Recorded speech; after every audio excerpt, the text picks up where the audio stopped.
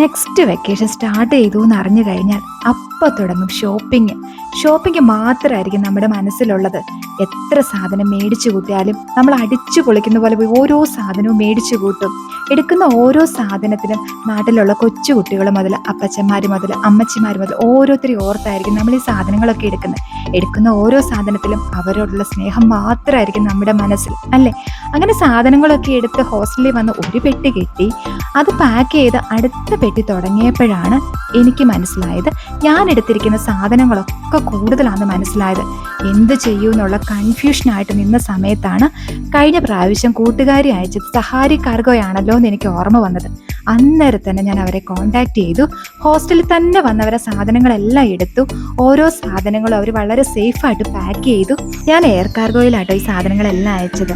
Per kg 11.9 റിയാലാണ് അവർ എൻ്റെ കയ്യിൽ നിന്ന് മേടിച്ചത്. സാധനങ്ങളെല്ലാം സേഫായിട്ട് വീട്ടിലെത്തിയപ്പോൾ എനിക്ക് അവരോടുള്ള വിശ്വാസം കൂടി. നിങ്ങൾക്കും കാർഗോ വിടണമെങ്കിൽ നിങ്ങളുടെ ഡോർ സ്റ്റോപ്പിലും അവരെത്തും.